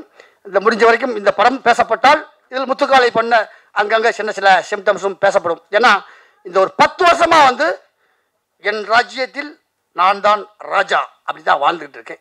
ஏன்னா எனக்கென்று ஒரு ராஜ்யம் எலி வலையாக இருந்தாலும் தனி வலையாக இருக்கணும்னு ஆசைப்படுறேன். ஏன்னா ஒருத்தர் நம்பி இருந்தால் என்ன பாடுவோம்னு அனுபவிச்சதுனால இன்னைக்கு மீண்டு இன்னைக்கு நான் எலி வலையாக இருந்தாலும் தனி வலையாக இருக்கணும்னு ஆசைப்பட்டு சிறப்பாக போய்கிட்டு இருக்கேன். அதனால் நிறையா பேசவும் முடியாது. நான் கடந்து வந்த பாதையை ஒரு சின்ன உதாரணமாக தம்பின்னு சொல்லலாம். ஏன்னா மாஸ்டர் மகேந்திரன் அப்பா சைக்கிளில் முன்னாடி உட்கார வச்சு, அதுக்காக எனக்கு வயசு ரொம்ப ஆச்சுன்னு நினச்ச வேண்டாம், குழந்தையா சைக்கிளில் உட்கார வச்சு அந்த விநாயகர் ஸ்கூலில் உட்காந்து பல்ட்டி அடிக்க சொல்லி தருவார். நான் ஒரு ஓரத்தில் பல்ட்டி அடிப்பேன், ஒரு ஓரத்தில் பல்ட்டி அடிச்சுக்கிட்டு இருப்பார். இப்படிலாம் இன்றைக்கி அவர் ஹீரோவாக நடித்து, அவர் ஹீரோவாக நடித்த படத்தில் நான் ஒரு 4 படத்தில் நடிச்சிருக்கேன். இதுதான் இன்னொரு விஷயம் சொல்லணும். திரைக்கதை வேந்தன் நானும் கிங்காங்கும் டெய்லி ஒரு ஃபங்க்ஷனுக்கு போனோன்னா அவர் எல்லா பாட்டுக்கும் ஒரு டான்ஸ் ஆடுவார். அதில் பாக்கியராஜ் சார் அவருடைய பாடலும் உண்டு. அதில் ஒவ்வொரு நாளும் திரைக்கதை வேந்தன் எங்கள் பாக்கியராஜ் சார் ஆடி இருந்தால் எப்படி இருக்கும் அப்படின்னு ஒரு டைட்டில் அரைபலி சொல்லித்தான் கிங்காங் ஆடுவார். அந்த வகையில் சிறு வயசில் நான் ஆகாயத்தில் சென்று கொண்டிருக்கும் விமானத்தை அண்ணாந்து பார்த்த நான் அதே விமானத்தில் ஏறி பயணம் செய்திருக்கிறேன் என்று சொல்லும் வாசகத்தை போல அவருடைய சுவரில்லாத சித்திரங்கள். அன்றைக்கி கூட கேட்டேன், அந்த தீவனை போட்டு ஷூட்டிங்கில் கேட்டேன், சார் தூரல் நின்று போச்சுல, நீங்கள் சிலம்பு சண்டை எத்தனை நாள் சார் கற்றுக்கிட்டீங்கன்னு கேட்டேன். ஜஸ்ட் அப்படின்னு ஒரு வார்த்தை சொல்லி முடிச்சார், அவ்வளோதான். ஆனால் சின்சியராக அந்த கண்ணோட்டம் தெளிவாக அந்த படத்துக்கு என்ன வேணுமோ அவர் 2 கம்பை வீசுறதை பார்த்தா நான் 3 மாதம் 2 கம்பை வீசுறதுக்கு எனக்கு 3 மாதம் ஆச்சு. ஏன்னா என்னுடைய அடிப்படையே சிலம்பம் தான். அவருடைய தூரல் நின்று போச்சு. புரட்சித்தில் ஒரு எம்ஜிஆர் படங்கள் பார்த்தா நான் சிலம்பம் கற்றுக்கிட்டேன். அதுக்கப்புறம் கராத்தையில் பிளாக் பெல்ட் வாங்கினேன், சிலம்பம் கற்று ஜிம்னாஸ்டிக் கற்றுக்கிட்டேன். இன்றைக்கி எங்கள் ஜாகோர் பாஸ் இருக்க யூனியனில் நானும் ஒரு 25 வருஷமாக மெம்பராக இருக்கேன்னா அதுக்கு காரணம் அவருடைய தூரல் நின்று போச்சு, டார்லிங் டார்லிங்ல கராத்தே சண்டை போட்டது, இதெல்லாம் ஒன்றொன்றும் எனக்கு ஒரு உற்சாக டானி. ஏதாவது ஒரு தூண்டுகோல் வேணும் அந்த வகையில். அதே மாதிரி அவருடைய எழுத்துல ஒரு 2 விஷயத்தில் எனக்கு பெரிய பெருமை பாக்கியம் பற்றி சொல்லலாம். தேசிய விருது பெற்ற அகத்தியன் சார் இயக்கிய ராமகிருஷ்ணா படத்தில் ஒரு மோனோ ஆக்டிங்கில் ஒரு 4 சீன் வரும். நான் நடித்த ஒரு 10 காமெடியில் அது ஒரு காமெடி. உண்மையிலே அந்த படம் மட்டும் ஓடி இருந்தால் நான் ஒரு அடுத்த கட்டத்துக்கு சென்றிருக்கலாம். ஜஸ்ட் மிஸ் அவ்வளோ சொல்லலாம். பட் அதில் வந்து சமீபத்தில் நீங்கள் ரசித்த நகைச்சுவை காட்சி என்ன அப்படின்னு கேட்கும்போது பாக்கியால் ஒரு லைன் வந்திருந்தது, ஒரு உற்சாக டானி. சமீபத்தில் நான் பார்த்த படத்தில் ராமகிருஷ்ணா படத்தில் சார்லி அண்ட் கோ முத்துக்காலை நடித்த நகைச்சுவை காட்சியை பார்த்து ரசித்தேன் அப்படி ஒரு லைன் இருந்தது. அந்த லைனை வச்சே நான் வந்து 25 படம் நடித்தேன். சார் பாக்கியராஜா நம்ம பாட்டார் விட்டுருவோமா என்ன அப்படின்னு நடித்தேன். அவ்வளோ பெரிய சந்தோஷமாக இருந்தது. அதே சொன்னேன் இல்லையா, ஆகாயத்தில் சென்று கொண்டிருக்கும் விமானத்தை, அதே மாதிரி அவர் படங்களை பார்த்து ரசித்த நான் அவருடைய இயக்கத்தில் சித்து +2 அதில் ஒரு பிச்சைக்காரனா நான் நடித்தேன். உண்மையிலேயே 5 டேக் 6 டேக் போச்சு. வேற யார் பார்த்து என்னையா நடிக்க போயா வேற போடியா அப்படின்னு இருப்பாங்க. ஒன்றும் இல்லை, பண்ணு பண்ணு பண்ணு. ஏன்னா உள்ளுக்குள்ள இன்னொரு கை வரணும், பிச்சை எடுக்கிற கை வரணும், அது தட்டு எடுத்துகிட்டு வரணும். அது பெரிய ரிஸ்க்காக இருந்தது. டைமிங் கரெக்டாக செட்டில் ஒரு 5-6 டேக் போச்சு. எந்த ஒரு இது இல்லை. ஆனால் உண்மையிலேயே ஒரு அம்மா வந்து எனக்கு பிச்சை போட்டு போச்சு. சப்வேல வந்து எடுக்கும், பிச்சைக்காரனா எடுத்தேன். ஒரு அம்மா பிச்சை போட்டு போச்சு. நான் சார்ட்ட சொன்னேன், சார் ஒரு அம்மா எனக்கு பிச்சை போட்டுச்சு. கரெக்ட், ஒரிஜினலாக ஆள்கிட்ட போட்டுருக்கு. பார்க்கறதுக்கு பிச்சைக்காரன் நீயும் ஒரே மாதிரி இருந்த பிறகு போட நினைச்சுவாங்க. உன் நடிப்புக்கு கிடைத்த அங்கீகாரம் எங்கே சுற்றினாலும் சமைச்சா உன் நடிப்புக்கு கிடைத்த அங்கீகாரம், இதுதான் நம்மளுடைய உற்சாக டானிக். அந்த மாதிரி இந்த ஆண்டவன் படத்தை வாழ்த்த வந்திருக்கும் கலைவேந்தர் அவருடைய வாழ்த்துக்களாக தம்பி மகேஷாக இருக்கட்டும், இயக்குனர் கண்ணன் சாராக இருக்கட்டும், எல்லாம் வந்து இந்த படம் மாபெரும் வெற்றியடையணும். இதில் நடித்த நடிகர்கள் எல்லோரும் ஏன்னா கிராமத்தில் உள்ளவங்களை எல்லாத்தையும் தனக்கு உதவி செய்த. இப்போ நான் ஒரு தொடர் ஒன்று எழுதியிருக்கேன். அது புக்கா வந்து இந்த மாதம் 18ஆம் தேதி ரிலீஸ் ஆக போகுது. எனக்கு கிடைச்ச ஒரு சின்ன ரீல், அவ்வளோ ஒரே ஒரு லைன் கிடைச்சது. அர்த்தமுள்ள இந்து மதத்தில் கவிஞர் கண்ணதாசையா எழுதின புக்கில் நான் படித்தது. அதுக்கப்புறம் தான் தெரியும் அதை வேற ஒருத்தர் எழுதியிருக்காரு. ஆவீன மலை பொழிய இல்லம் வீழ, ஆவீன மலை பொழிய இல்லம் வீழ, அகத்தடியால் மெய்நோக அடிமை சாக, அகத்தடியால் மெய்நோக அடிமை சாக, மா வீரம் போகுதன விதை கொண்டாட, மா வீரம் போகுதன விடை கொண்டோட, இடையில் கடன்காரன் மறித்து கொள்ள, சாவோலை கொண்டொருவன் எதிரே தோன்ற, தள்ள ஒன்னா விருந்து வர சர்ப்பம் தேண்ட, உழுதுண்ட கோமான் உரிமைக்காக குறுக்கள் வந்து தச்சனை குடி என்றாராம். இதெல்லாம் ஒரு மனுஷன் படுற கஷ்டத்தினுடைய வழிகள், கஷ்டத்துடைய வழிகள். இந்த வழியை தாண்டி தான் ஒவ்வொரு மனுஷனும் வாழ்ந்துகிட்டு இருக்கான் அப்படின்னு அர்த்தமுள்ள இந்து மதத்தில் நான் படித்தேன். அது ஒருவேளை கண்ணதாசன் ஐயா தான் எழுதியிருக்காருன்னு நினைச்சு பார்த்தேன். அவர் கீழே ஒரு லைன் எழுதினார், இல்லை இது ராமச்சந்திர கவிராயர் எழுதுனது. அந்த வாசகம் யார் எழுதுனாங்க, இதில் அது என்ன கருத்து சொல்லுச்சு அதுதான் முக்கியம். நான் கூட சில மேடையில் பேசுவதுண்டு. பட்டினி கிடந்து பசியால் மெலிந்து பால்பட நேர்ந்தாலும், கட்டுடல் தளர்ந்து கை கால் மெலிந்து கீழ்நுழையிட்டாலும், கெட்டு நடு தெருவோடு வீதிக்கே வந்தாலும் நான் எட்ட நினைத்த காரியத்தை செய்து முடிக்காமல் விட்டு விடுவேனோ அப்படின்னு சொல்லி நிறைய மேடைகளில் பேசுவேன். ஏன்னா இதெல்லாம் தோண்டு போன நண்பர்களுக்காக ஒரு உற்சாகம் கொடுக்குறது. அப்படி கொடுத்ததுனால தான் இன்னைக்கு நான் ஒரு 300 படம் நடிச்சிருக்கேன். நான் ஆசைப்பட்டு வந்த ஸ்டண்ட் யூனியனில் 25 வருஷமாக மெம்பராக இருக்கேன். என்னுடைய பதிவுகளில் தான் இந்த ஜெயிச்சு விளையாடலாமா அப்படிங்கிற ஒரு புக்கு இந்த மாதம் 18ஆம் தேதி ரிலீஸ் ஆக போகுது. அது யாருக்குன்னா குடியை விடுவதற்கும் படிப்பை தொடுவதற்கும் ஒரு நல்ல விஷயங்கள் சொல்லியிருக்கேன். இதை நீங்கள் எல்லாரும் வாங்கி படிங்க. இப்படி ஒரு அருமையான மேடையை அமைத்து கொடுத்த அனைவருக்கும் என்னுடைய மனமார்ந்த வாழ்த்துக்கள். ஆண்டவன் படம் மாபெரும் வெற்றியடைய என்னுடைய மனமார்ந்த வாழ்த்துக்கள் வாழ்த்துக்கள் வாழ்த்துக்கள். நன்றி. ஆண்டவனை வாழ்த்துவதற்காக மனித தெய்வங்களை எல்லாம் ஒரு சேர இணைத்து மனிதன் ஆண்டவனை வாழ்த்தும் அதிசய நிகழ்ச்சியை அரங்கேற்றி இருக்கும் ஒரு புதுமையான நிகழ்ச்சி. எல்லாருடைய கையிலையும் ரிஷிகேசனுடைய கங்கா தீர்த்தம் இருக்கிறது. இவர் மகேஸ்வரன், சிவன் இமயத்தில் இருந்து அவர் இயக்குனர் இமயம் என்று நான் மறந்து சொல்லிவிட்டேன் என்றார். இல்லை இல்லை, இயக்குனர் இமயம் ஆண்டவன் சிவனே இறங்கி வந்து ஆண்டவனாக செவ்வானம் சிவப்பதை போல அந்த பெயரும் போடப்பட்டது. இங்கே அந்த ஸ்படிக மாலை இமயத்திலிருந்து வாங்கி வரப்பட்ட 2 மாலைகள். ஒன்று அந்த பாக்கியமான ஒரு மனிதர் இந்த மண்ணுலகில் தமிழகத்திற்கு கிடைத்த ஒரு பாக்கியம். ராஜ் எங்களுடைய ராஜ்னு அந்த கதை அந்த படத்துல வரையில ஒருத்தர் சொல்வார், நாங்க ஒரு ராஜ்யம் எங்க ராஜ்யம்னு.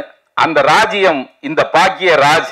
அவருக்கு இந்த ஸ்படிக மாலையும் இந்த கங்கா தீர்த்தமும் வழங்கி அவரை நாங்கள் பெருமைப்படுத்துவதற்காக சுபாஷ் அவர்களை மேடைக்கு அழைத்து அவருக்கு சிறப்பிக்கின்றார். அவரும் ரிஷிகேஷ் வந்திருந்தார். சுபாஷ் வாங்க.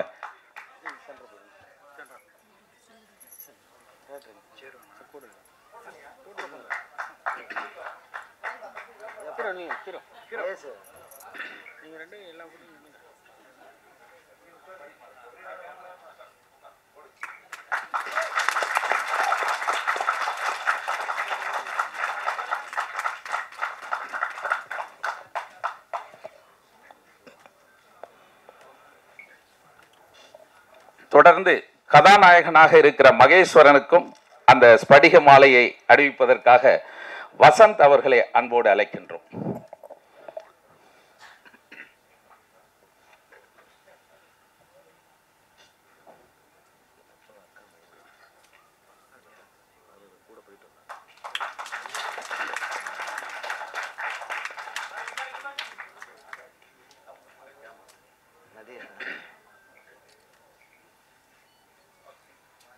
எங்க சாமி அப்படின்னு சொல்லுவாங்க. அந்த பூமியைத்தான் சாமியாக ஆண்டவன் என்று தந்திருக்கிறார். கலையுலக வாரிசு என்று புரட்சி தலைவருடைய வாரிசாக பாக்யராஜ் அவர்கள் கலையுலக வாரிசு. அந்த பாக்யராஜுக்கு ஒரு வாரிசு வேணும்ல, அந்த கலையுலக வாரிசு தான் மகேஸ்வரனாக இங்கே அமர்ந்திருக்கிறார். 2 பேரும் தாடி, 2 இவருக்கு அவர் டாடி. அது மட்டும் அல்ல, 2 பேருடைய தலைமுடியும் பாருங்க. கலையுலகின் வாரிசாக மகேஸ்வரன் அவர்கள் புது பிறவி எடுத்திருக்கிறார். ராமநாதபுரம் மண்ணில் இருந்து, வறண்ட நிலத்தில் இருந்து திறந்து பார்க்கிற அந்த காட்சியை, உடைந்த வீடுகளின் ஓட்டு வீடுகள், அந்த ஓட்டு வீடுகள் ஓட்டு போடுகிற வீடுகளாகத்தான் மிச்சம் இருக்கிறதே தவிர குடியிருக்கிற வீடுகளாக அங்கே இல்லை என்பதை இந்த திரைப்படத்தின் மூலமாக உடைத்து சொல்லி இருக்கிறார் என்பதுதான் இந்த திரைப்படத்தினுடைய இந்தியாவிற்கு ஒரு தகவலை சொல்லி இருக்கிறார்.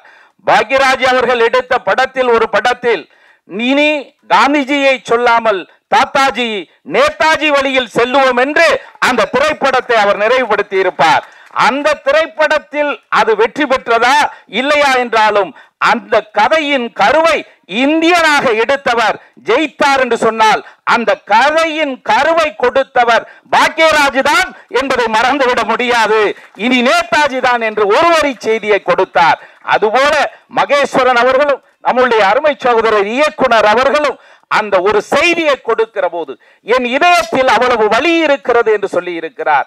அந்த இதயத்தில் இதயபூர்வமாக இந்த மண்ணை இதயமாக பார்க்கிறார், இந்த மண்ணை சாமியாக பார்க்கிறார், இந்த மண்ணை அவர் தெய்வமாக பார்க்கிறார், இந்த மண்ணை தாயாக பார்க்கிறார். தாய் மண்ணே வணக்கம் என்று சொல்லுகிறோமே, அந்த வசனத்தில் ஒரு வசனம் வருகிறது அல்லவா, அந்த வசனத்தில் வருகிற போது தாயை இழப்பதும் மண்ணை பிரிவதும் இரண்டும் ஒன்றுதான் என்று சொல்லுகிற போது ஆலயத்தில் இருக்கிறோமா இல்லை திரைப்பட திருவிழாவில் இருக்கிறோமா என்று எண்ணி பார்க்கிற போது ஒரு திரையுலகத்தை, திரைப்படத்தை ஒரு தெய்வ நிலைக்கு கொண்டு போய் சேர்த்திருக்கிறீர்கள். மண்ணை பற்றி பேசி இருக்கிறீர்கள். காந்திஜி அவர்கள் சொல்லுகிற போது இந்தியாவில் 7 லட்சம் கிராமங்கள் இருக்கிறது என்று சொல்லி சென்றார்.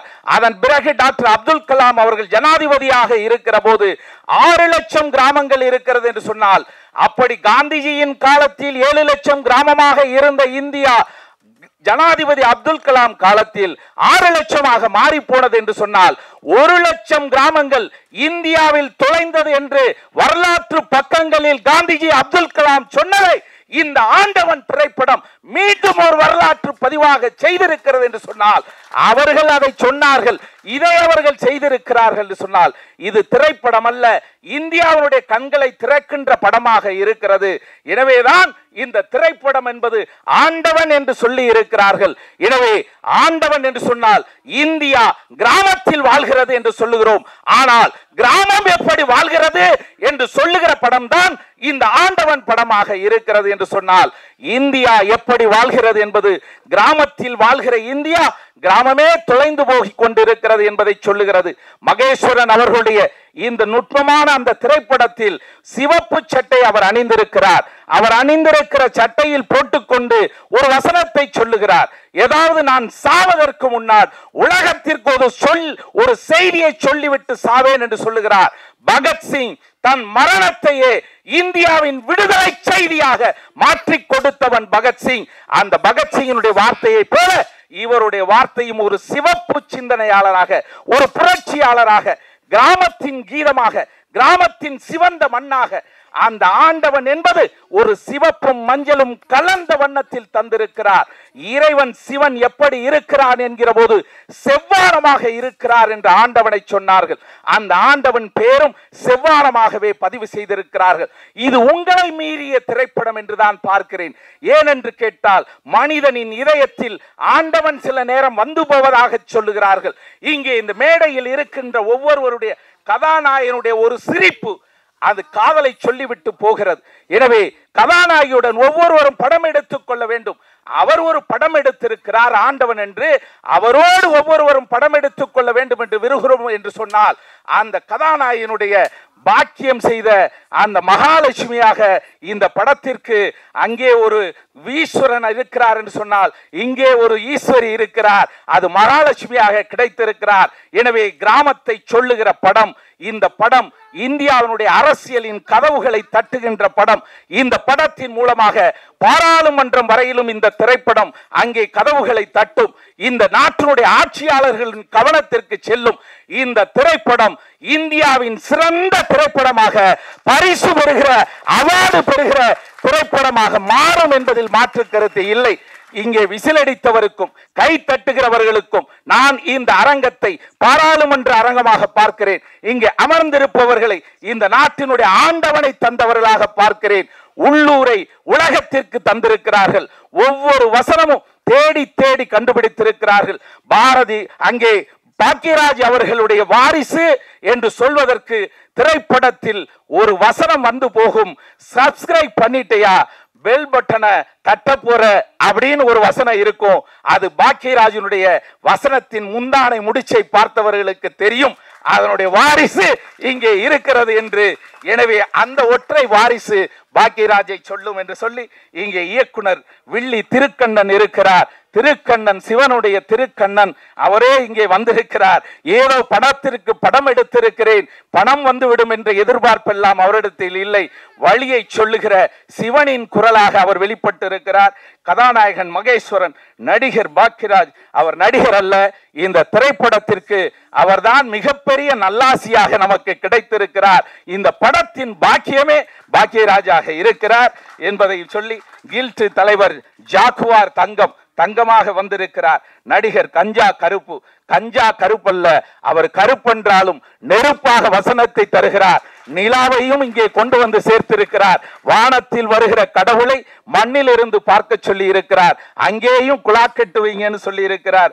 நடிகர் கஞ்சா கருப்பு, நடிகர் முத்து காளை. இங்கே காளை சிவனுக்கு இருக்கின்ற காளை தான் இந்த முத்து காளை.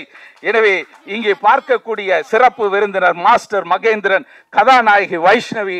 இங்கே வைஷ்ணவி என்று சொல்லுகிற போதும் அது ஒரு தெய்வ தலம்தான். இசையமைப்பாளர் சார்லஸ் தனா. ஒவ்வொரு இசையிலும் ஒரு பயத்தை தருகிற ஒரு இசை. அது இளையராஜா தான் தந்திருக்கிறாரா என்று நினைவூட்ட தருகிற இந்த அளவிற்கு சார்லஸ் தனா தந்திருக்கிறார் என்று சொன்னால் இசையை அவருக்குள் உலா வருகிறது, இயற்கையாக வெளிப்பட்டு இருக்கிறது. நீரூற்று போல ஒளிப்பதிவாளர் மகிபாலன் அவர்கள், இது போல சிறப்பு விருந்தினர் இயக்குனர் கேந்திரன் அவர்கள், முனியசாமி அவர்கள், வில்லன் மினிஸ்டர் முத்து. அவர் கடைசியா போட்டிருக்கிறாங்க வில்லன் போட்டிருக்கிறாங்க. மின்னல் ஸ்டார் முத்து வில்லனாக கொடுத்திருக்கிறார். மின்னல் ஸ்டார். எனவே ஒரு மின்னல், ஒரு இடி, ஒரு ஒளி, இந்த கீற்று, இந்த காற்று, இந்த வெளிச்சம், இந்த உதயம் ஆண்டவனின் குரலாக, கிராமத்து கீதமாக விடிந்திருக்கிறது. அழுகுரல் தான் கிராமத்தில். மண்ணை நேசிக்கிற எங்கள் வாழ்வு எங்கள் சாவும் இந்த மண்ணுக்காக என்று அன்றைக்கு விடுதலை குரலில் பாடியதை கிராமத்து குரலாக மாற்றியிருக்கிறார்கள். எனவே வீடு இருக்கிறது, ஆள் இல்லை. இப்போது அந்த ஆட்களை எல்லாம் கிராமத்திற்கு கொண்டு போய் சேர்க்கிற படம் தான் இந்த திரைப்படம். Think locally, act locally, think globally என்று சொல்லுவார்கள். உலகத்தையும் கிராமத்தையும் இணைத்திருக்கும் படம்தான் ஆண்டவன். மனிதனையும் மண்ணையும் விண்ணையும் இணைப்பதுதான் ஆண்டவன். உங்களையும் எங்களையும் இணைப்பதுதான் ஆண்டவன் என்று சொல்லி வாய்ப்புக்கு நன்றி கூறி விடைபெறுகிறேன். ஜெய்ஹிந்த். அனைவருக்கும் இனிய மாலை வணக்கம். இந்த சிங்கார சென்னையிலே தமிழகத்தின் கடைக்கோடி கிராமங்களில் இருந்து வரையுள்ள அனைத்து கிராமத்து மக்களையும், கிராமங்களில் இருந்துதான் இந்தியா முன்னேற்ற பாதைக்கு செல்கிறது. அந்த வகையில்தான் ஒவ்வொரு கிராமத்தில் பிறந்தவர்கள் தான் இன்று நகரங்களில் பெரும் தலைவர்களாகவும் அரசியல்வாதிகளாகவும் சினிமா பிரபலங்களாகவும் வாழ்ந்து வருகின்றார்கள். அதற்கு எடுத்துக்காட்டாகத்தான் நம்மளுடைய இயக்குனர், தயாரிப்பாளர், நடிகர், கதாசிரியராக இருக்கக்கூடிய ஐயா பாக்கியராஜ் அவர்கள் இந்த மேடையில் அமர்ந்திருக்கின்றார். அவர்களை வணங்கி, அதுபோல இந்த நிகழ்ச்சிக்கு வருந்துள்ள அனைத்து திரை பிரபலங்களையும், இவங்க எல்லாத்தையுமே நாங்கள் பார்த்தீங்கன்னா யூடியூப்பில் பார்ப்போம், இல்லைன்னா டிவியில் பார்ப்போம். நாங்கள் எல்லாருமே பார்த்தீங்கன்னா ராமநாதபுரம் மாவட்டத்தில் கமுதி பக்கத்தில் நான் ஒரு குண்டுகுளம் அப்படிங்கிற ஒரு சின்ன கிராமம். இப்போ எனக்கு ஒரு மகேஷ் அவர் எப்படி பழக்கம்டா, அதே ஒரு டிஜிட்டல் விஷன் அப்படிங்கிற ஒரு யூடியூப் மூலியமாக தான் எனக்கு பழக்கம். அதுக்கு முன்னாடி அவர் பார்த்துருக்கோம், பேசியிருக்கான். பட் இருந்தாலும் யூடியூப்பில் அவர் பல கிராமங்களை எடுத்து போட்டுக்கிட்டே இருந்தார். ராமநாதபுரம் மாவட்டத்தை எடுத்துக்கிட்டீங்கன்னாலும் சரி, விருதுநகர் மாவட்டத்தை எடுத்துக்கிட்டே இருந்தாலும் சரி, சிவகங்கை மாவட்டங்களில் அதிக அளவில் கிராமங்கள் இருக்குது. அதை என்ன சொல்கிறாங்க, தேர் இருக்குது, தெரு இருக்குது, ஊர் இருக்குது. அங்கே வாழ்ந்த மக்கள் எங்கே, அங்கே வாழ்ந்த மக்கள் எங்கே இருக்காங்கன்ற கேள்வி இன்னைக்கு வர இருக்குது. ஐயா பேசும்போது கூட சொன்னார், அங்கே ஓட்டு வீடு மட்டும் இருக்குது. ஆனால் அந்த மக்கள் எல்லாம் ஒவ்வொரு முறையும் தேர்தல் சமயத்தில் மட்டும் ஓட்டுக்காக மட்டும்தான் பயன்படுத்துகிறார்களே தவிர அந்த மக்களுடைய வாழ்க்கை தரம் உயர யாரும் பயன்படுத்தவில்லை என்பதுதான் உண்மை. அதை பேசும் படம் தான் இந்த ஆண்டவன். ஆண்டவன் படம் மிகப்பெரிய வரலாறு பேசக்கூடியது. இன்னைக்கு கிராமங்கள் எல்லாமே போய்கிட்டே காணாம போயிட்டு இருக்கு. என்ன பிரச்சனை? இந்த ஆண்டவன் திரைப்படத்தில் குடிநீர் பிரச்சனை. பொதுவாக ராமநாதபுரம் மாவட்டம், விருதுநகர் மாவட்டம் குடிநீர் பிரச்சனை இன்னைக்கு வரை இருக்கு. அதை பேசும் படம். விவசாயம். இன்னொன்று பார்த்தீங்கன்னா சீமக்கருவேல மரங்கள். சீமக்கருவேல மரங்களை பேசக்கூடிய படமாக இருக்குது. கரிமூட்டம். விவசாயம் 6 மாதம் முடிஞ்சு போச்சுன்னா அடுத்து சீமக்கருவேல மரம் தான் கிராம மக்களுக்கு சாப்பாடு போடுது. அதை பேசும் படமாக இந்த படம் அமைஞ்சிருக்கு. நாங்கள் ஏன் இதை சொல்கிறோம்டா, எங்களுக்கான வழிகள், எங்களுக்கான வேதனைகளை 1000 திரைப்படங்களோடு எடுக்கலாம். ஆனால் ஆண்டவன் திரைப்படம் தமிழக வரலாற்றில் ஒரு மாபெரும் வரலாற்றை உருவாக்கக்கூடிய ஒரு படமாக அமையும். அதாவது இன்னொரு விஷயம் என்ன சொல்கிறேன்டா, ஒவ்வொரு சினிமாவுக்கு பார்த்தீங்கன்னா தங்களுடைய வாரிசுகளை தான், நான் இருக்கேன்னா என்னுடைய மகனை வாரிசாக கொண்டு வருவாங்க திரைப்படங்களில். ஆனால் சாதாரண ஒரு கிராமத்து இளைஞர், ஒரு படித்த பட்டதாரி இளைஞர், ஒரு சாதாரண யூடியூப்பில் தொடங்கி இன்னைக்கு ஒட்டுமொத்த இந்தியாவையும் திரும்பி பார்க்க வைக்கக்கூடிய ஒரு ஆளுமை மிக்க மனிதராக இன்று மகேஸ்வரன் அவர்கள் இந்த ஆலடிப்பட்டிங்கிற ஒரு கிராமம் ஒரு சின்ன கிராமம், திருச்சுழி பக்கத்தில் கூடிய ஒரு சின்ன கிராமம், இன்னைக்கு உலகம் முழுவதும் பேசும் பொருளாக மாற்றியிருக்கிறார். இதுதான் அவருடைய சாதனை. அப்துல் கலாம் என்ன சொன்னார், கனவு காணுங்கள். அந்த கனவை நினைவாக்கக்கூடிய இளைஞர் தான் இன்று ஆலடிப்பட்டி மகேஸ்வரன் நமது முன்னாடி அமர்ந்திருக்கின்றார். அதுபோல் இங்கே இருக்கக்கூடிய ஒவ்வொரு நடிகர்களை பற்றியும் சொல்லிக்கொண்டே போகலாம். அன்னை கஞ்சா கருப்பு நம்ம சிவகங்கை மாவட்டம், பக்கத்து மாவட்டம் தான். அன்னை கேந்திர முனிசாமி நம்ம கமுதி, நம்ம ஊர் இருக்கார். இப்படி எல்லாருமே கிராமங்கள். ஐயா பாக்கியராஜுமே அவர் ஒரு கிராமத்திலேருந்து வந்தவர் தான். இன்றைக்கி கிராமங்களை பேசணும். எல்லாருமே என்ன பண்ணுறாங்க, படித்து முடிச்ச உடனே நகர்ப்புறங்களில் பிழைப்புக்காக போகிறாங்க, நகரங்களில் செட்டில் ஆகிடுறாங்க. நீங்கள் ஒரு குறிப்பிட்ட காலத்துக்கு பிறகு உங்களுடைய பிள்ளை வருது, அப்போ நம்ம சென்னை தானப்பா, சென்னை தான்ப்பா, ஆனால் ராமநாதபுரம் பக்கத்தில் ஒரு சின்ன கிராமப்பா. நீங்கள் என்ன தான் நகரங்களில் வாழ்ந்தாலும் குலதெய்வத்தை எங்கே போய் வணங்க முடியும்? கிராமங்களில் தான் வணங்க முடியும். அப்படி ஒரு கிராமங்களை பேசும் படம் தான் இந்த ஆண்டவன். இந்த ஆண்டவன் திரைப்படம் பார்த்தீங்கன்னா மிகப்பெரிய அளவில் இளைஞர்கள் எல்லாருமே நீங்கள் சமூக வலைதளங்களில் பெருசாக வீடியோ ஷேர் பண்ணுறதா இருக்கட்டும், அதுக்கு ஒரு ஆதரவாக இருக்கட்டும், பெரிய விஷயங்களை பேசிக்கிட்டு இருக்காங்க. நாங்கள் அவர் கூட இருந்து பார்த்துருக்கோம். திருச்சுழி பக்கத்தில் ஒரு கிராமத்தில் யாருமே இல்லாத பாட்டியலுக்கு ஒரு சொந்தமாக ஒரு மாவட்ட ஆட்சித்தலைவராக இருந்த மேகநாத ரெட்டி, விருதுநகர் மாவட்ட ஆட்சித்தலைவரை தன்னுடைய யூடியூப் சேனல் மூலியமாக போட்டு அந்த மாவட்ட ஆட்சித்தலைவர் அந்த கிராமத்துக்கு அழைத்து சென்றவர் தான் இந்த மகேஸ்வரன். இதுதான் ஒரு மிகப்பெரிய சாதனை. அவர் போய் அந்த மக்களுக்கான அடிப்படை வசதிகளை செய்து கொடுத்துருக்காரு.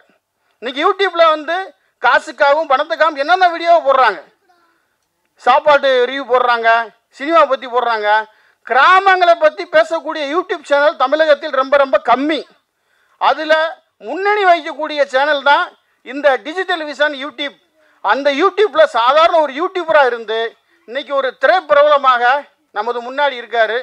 அவருடைய படம் வந்து வரக்கூடிய மே 16 ரிலீஸ் ஆகுது. அந்த படத்துக்கு அனைத்து கிராம மக்களும் சரி, நகர்ப்புற மக்களும் சரி, பத்திரிகைத்துறை நண்பர்கள் நினைத்தால் ஒரு மாபெரும் புரட்சியை உருவாக்கக்கூடியவர்கள். ஏன்னா நானும் ஒரு பத்திரிகையாளர் தான். நான் வந்து பல கிராமங்களில் அடிப்படை தேவைகள் என்னென்ன இருக்குது அப்படிங்கிறத செய்தியாக்கி அந்த மக்களுக்கு தேவைக்கூடிய பல பிரச்சனைகளை தீர்த்து வச்சுருக்கான். அதே மாதிரி என்னுடைய நண்பர், என்னுடைய உறவினர், அவர் இந்த படத்தில் நடிச்சிருக்காரு. எல்லாருமே இந்த படம் வந்து ஒரு மாபெரும் வெற்றி அடைந்து தமிழகத்தின் தலையிருந்த படமாக ஆண்டவன் திரைப்படம் ஒரு மாபெரும் வெற்றி படமாக அமைய எல்லாமல்ல இறைவன் ஆண்டவனை வணங்கி இந்த படம் மாபெரும் வெற்றியடைந்து இதே சென்னையில் இதே மேடையிலே வெற்றி விழாவை கொண்டாடும் பொழுது உங்கள் அனைவரையும் சந்திக்கின்றேன். நன்றி, வணக்கம், ஜெய்ஹிந்த். அண்ட் அவங்க ஒரு படம் எடுத்திருக்காங்க, ஒரு ஃபஸ்ட்டு படம் எடுத்திருக்காங்க, ஒரு விஷயத்தை ட்ரை பண்ணியிருக்காங்க. அண்டு நிறைய பேர் பேசும்போது தான் தெரியுது மகேஷ் வந்துட்டு யூடியூப்லலாம் வந்துட்டு வீடியோஸ்லாம் போடுறார் அப்படின்ட்டு. ஸோ அது ஒரு நல்ல ஒரு இன்ஃபர்மேஷனாக இருக்குது. ஸோ நிறைய பேர் நியூ கம்மர்ஸ்க்கு இந்த ஒரு படம் ஒரு நல்ல ஒரு அடையாளமாக இருக்கணும்னு அந்த ஆண்டவனை வேண்டிக்கிறேன். அண்ட் அந்த படம் பெரிய சக்ஸஸ் ஆகணும். எந்த ஒரு படமாக இருந்தாலும் அதில் சில கைகள் இருக்கும். இன்னும் லைக் சில சில சில ஆர்டிஸ்ட் வந்து சில படங்கள் விடவே விடாது. அப்படி வந்து பாக்யராஜ் சார்லாம் இருக்காருன்னு நினைக்கும் போது எவ்வளோ படங்கள் சின்ன வயசுலேருந்து அவரோட நான் நடிச்சிருக்கேன், அவரோட படங்களை பார்த்து வளர்ந்துருக்கேன். அண்டு எவ்ரி டைம் நான் அவர்கிட்ட பேசியிருக்கேன், வீட்டுக்கு போகும்போதெல்லாம் பேசியிருக்கேன். அண்ட் அவர் திருப்பியும் ஸ்க்ரீனில் பார்க்கும்போது எனக்கு ரொம்ப சந்தோஷமாக இருக்கேன். அண்ட் இந்த மாதிரி ஆர்டிஸ்ட் எல்லாருமே வந்துட்டு இந்த மாதிரி யங்ஸ்டர்ஸுக்கு வந்துட்டு ஒரு வாய்ப்பு கொடுத்து, அவங்க டைம் கொடுத்து, அவங்க டேட்டு கொடுத்து, அவங்க எனர்ஜியை கொடுத்து வேலை பார்க்கும்போது தான் அந்த யங்ஸ்டர்ஸ்க்கு ஒரு பெரிய ஒரு ஒரு ஒரு ஒரு பூஸ்டாக இருக்குது. ஸோ அதுக்கே நம்ம வந்து மிகப்பெரிய ஒரு வாழ்த்துக்கள் வந்துட்டு சாருக்கு சொல்லணும். அண்ட் அந்த மாதிரி தான் சாராக இருந்தாலும் சரி, அந்த முத்துக்கான அண்ணாவாக இருந்தாலும் சரி, அந்த கஞ்சா கருப்பனாவாக இருந்தாலும் சரி, எல்லாருமே வந்து ஒரு படம் ட்ரை பண்ணியிருக்காங்க. அண்ட் அந்த படம் நல்ல ஒரு வெற்றி அடையட்டும். அந்த டைரக்டருக்காக தான் நான் வந்தேன். அண்ட் அவர் தான் ரொம்ப ஃபாலோ பண்ணிகிட்டே இருந்தார். ஸோ அவருக்கும் ஒரு பெரிய வாழ்த்துக்கள். அண்ட் ப்ரெஸ் மீடியா, எஸ் உங்களுக்கு தெரியும் ஒரு படத்தை எப்படி போய் சேர்க்கணும் அப்படிங்கிறது. You know well. ஸோ அதை நீங்கள் கரெக்டாக பண்ணிடுவீங்கன்னு தெரியும். Thank you so much. இங்கே வந்திருக்கும் அனைவருக்கும் வணக்கம்.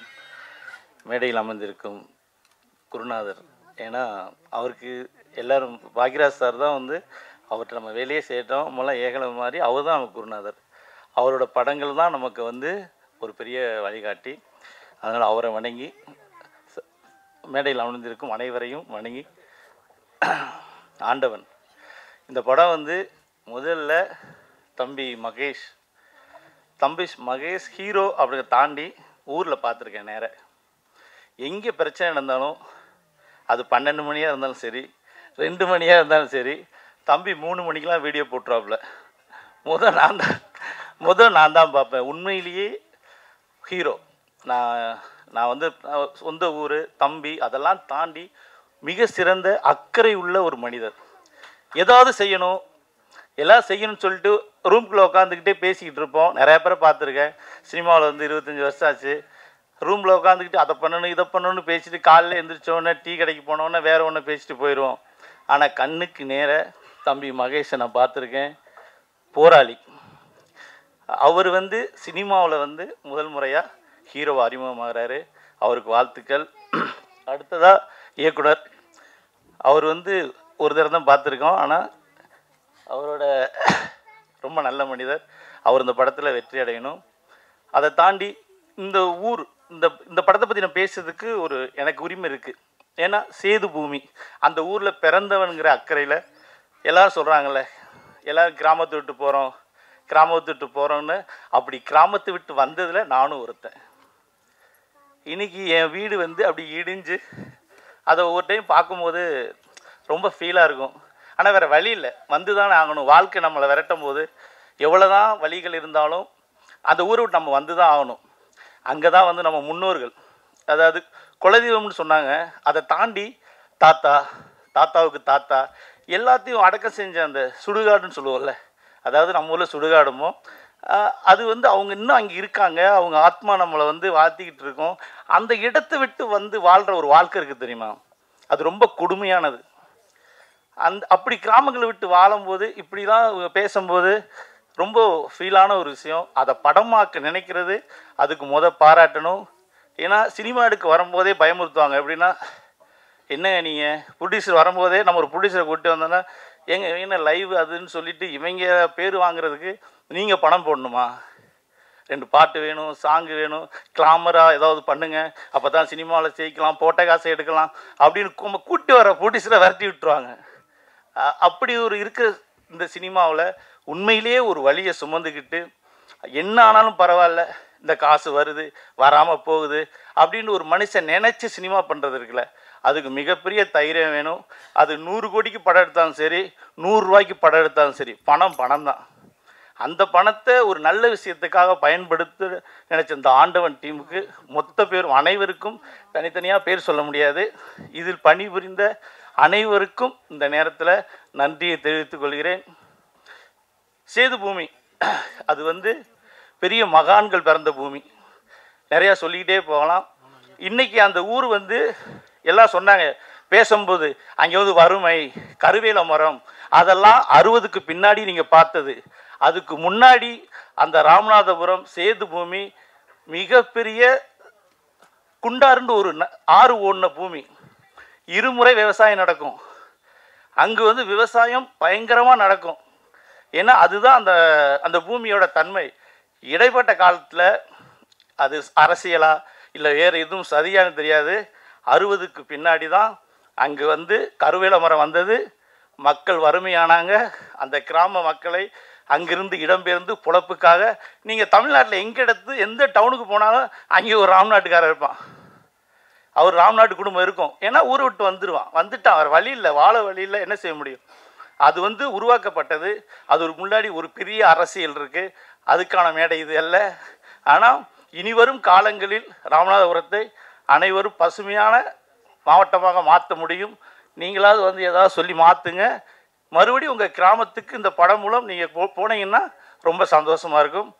மீண்டும் ஒரு முறை அனைவருக்கும் நன்றி கூறி, ஏன்னா நிறையா பேச வேண்டியது இருக்காங்க, அவங்க பேசட்டும் என்று சொல்லி விடைபெறுகிறேன். நன்றி, வணக்கம்.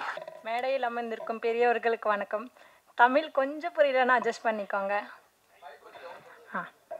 தமிழ் புரியலன்னா கொஞ்சம் அட்ஜஸ்ட் பண்ணிக்கோங்க.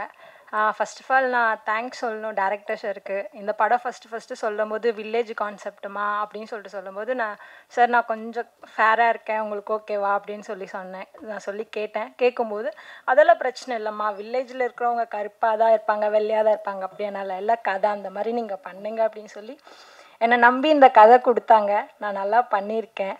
அதுக்கப்புறம் Bhagyaraj sir, thank you so much sir. ஒரு சில பேரெல்லாம் வந்து லோ பட்ஜெட் படம்னாலே பண்ணுறதுக்கே நிறையா பேர் யோசிக்கிறாங்க. ஆனால் பட் இது சின்ன படமாக இருந்தாலும் எங்களுக்காக சப்போர்ட் பண்ணி இந்த படத்தில் பண்ணியிருக்காங்க. கஞ்சா கருப்பு சார், முத்துக்காலை சார், ஸோ இவங்கெல்லாம் பண்ணியிருக்காங்க. அவங்க எல்லாருக்குமே ரொம்ப தேங்க்யூ சார். ஏன்னா வந்து ஒரு சில பேர் வந்து பண்ணுறதுக்கே நிறைய பேர் யோசிக்கிறாங்க. வில்லேஜ் கான்செப்ட், லொக்கேஷன் ரொம்ப தூரமாக இருக்கும், போய் பண்ணணுமா, கரெக்டாக இருக்குமா, படம் ரிலீஸ் பண்ணுவாங்களா அப்படின்னு சொல்லி நிறைய பேர் யோசிக்கிறாங்க. ஆனால் பட் சின்ன படம் அப்படின்னு பார்க்கறத தாண்டி அந்த படத்தில் என்ன கதை இருக்குது அப்படின்னு யாருமே பார்க்க மாட்டேங்கிறாங்க. போஸ்டரையும் பேனரையும் பார்க்குறாங்க, ஹீரோ ஃபேஸ் நல்லா இருக்கா, ஹீரோயின் ஃபேஸ் நல்லா இருக்கான்னு தான் பார்க்குறாங்களோ தவிர்த்து அந்த கதைக்குள்ளார போய் அந்த கதை நல்லா இருக்கா, நல்லா எடுத்திருக்காங்களா, சூப்பராக இருக்கா அப்படின்னு யாருமே பார்க்க மாட்டேங்கிறாங்க. தயவுசெய்து ப்ளீஸ் இந்த படத்தில் தேட்டரில் போய் பாருங்கள். மீடியா அண்ட் ப்ரெஸ் நீங்கள் தான் எடுத்துகிட்டு போய் தரணும். ஏன்னா இது ஃபஸ்ட்டு படம், ஸோ டேரக்டருக்கு ஃபஸ்ட்டு படம், ஸோ எல்லாருமே நாங்கள் டீமாக இருந்து ஒர்க் பண்ணியிருக்கோம். நீங்கள் சப்போர்ட் பண்ணாதான் எங்களால் ஜெயிச்சு வர முடியும். தேங்க்யூ ஸோ மச் எல்லாருக்குமே. இந்த படம் வந்து படம் பார்க்குற மாதிரி இருக்காது, நம்ம அந்த இடத்துல இருக்கிற மாதிரி தான் இருக்கும். கண்ணன் சார் வந்துட்டு எங்கிட்ட வந்து மீட் பண்ணி சொன்னாங்க, சார் நம்ம ஒரு பின்னணி இசை அமைக்கணும், பாடலாம் பண்ணிட்டோம்னாரு. சரிங்க சார். சாரும் நானும் ஒரு 5-6 வருஷமாக பழக்கம் எனக்கும் சாருக்கும். அடிக்கடி என்ன ஸ்டுடியோக்கு வருவாங்க, நிறைய பேசுவோம். இந்த படம் பற்றி சொன்னாங்க. சரிங்க சார், ஒன்றும் பிரச்சனை இல்லை, நம்ம பண்ணிடலாம் அப்படின்னு சொல்லிட்டு. அதுக்கப்புறம் என்கிட்ட ஃபுட்டேஜ் வந்துடுச்சு. நீங்கள் முதல்ல படம் பார்த்துருங்க சார். நாங்கள் சரி பார்த்து, சார் இது வந்து படம் மாதிரி இல்லை சார், நம்ம ஒரு பெரிய வழியை சொல்லியிருக்கீங்க, நீங்கள் என்ன படம் பண்ணிட்டேன் சும்மா பாருங்கன்னு சொல்கிறீங்க அப்படின்னு. என்ன சார் சொல்கிறீங்கன்னாரு. இல்லை சார், அதுவும் பெரிய ஜாமாவெல்லாம் சரியான ஒரு ரோல் நடிச்சிருக்காங்க, எனக்கு ஆல்ரெடி இந்த இன்ஃபர்மேஷன் தெரியும், நான் அந்த விஷயம் நான் கேள்விப்பட்டிருக்கேன், பட் அதுக்கு தான் நான் இப்போ படம் பண்ண போகிறேன், ரொம்ப சந்தோஷமாக இருக்குது சார் அப்படின்னு. சரிங்க, நீங்கள் ஸ்டார்ட் பண்ணுங்க அப்படின்னாங்க. படம் வந்து அந்த ஆம்பியன்ஸே பார்க்கும்போது நம்ம அந்த லொக்கேஷன் இருக்கிற மாதிரி தான் இருக்கும், அந்த இடத்துல தான் உட்கார போகிறோம் அப்படின்ட்டு. உண்மையாகவே ரொம்ப அழகாக பண்ணியிருந்தாங்க. அந்த மகேஷ் சாரும் சரி, சார் பாக்கியராஜ் சாரும் சரி, எல்லாரோட ரோலும் வந்து ஒரு நேச்சராகவே இருக்கும். இட்ஸ் நாட் லைக் அந்த ஆக்டிங் மாதிரி இருக்காது. அந்த சவுண்ட் எஃபெக்ட்ஸும் நல்லா இருந்துச்சு. சரி ஓகே, மியூசிக் ஸ்டார்ட் பண்ணலான்னு. இல்லை காமெடி, முத்துக்காலனும் கஞ்சா காப்பனும் ஒரு நல்ல ரோல் பண்ணிகிட்டு இருந்தாங்க. உண்மையாகவே எனக்கு ரொம்ப பிடிச்சி இந்த ஒர்க் பண்ணியிருக்கேன். இதோட பின்னணி செய்ய மீடியா நீங்கள் தான் சப்போர்ட் பண்ணணும். ஏன்னா இது வந்து ஒரு பெயின், அதுவும் அந்த தாத்தா பாட்டியோட அவங்க பேசும்போது நம்மளுக்கே ஒரு பெயினாக இருக்கும் அந்த இடத்துல நம்ம பார்க்கும்பொழுது. ஏன்னா ரொம்ப அழகாக அந்த கிராமத்தை பற்றி சொல்லுவாங்க. அவங்க பேசுகிறது நமக்கே அழ வரும். அந்த பெயினை ரொம்ப அழகாக அவங்க வந்து எஸ்டாப்ளிஷ் பண்ணியிருப்பாங்க. ஸோ வர 16ஆம் தேதி இந்த படம் ரிலீஸ் ஆகுது. நீங்களாம் பாருங்கள், சப்போர்ட் பண்ணுங்கள். நன்றி, வணக்கம்.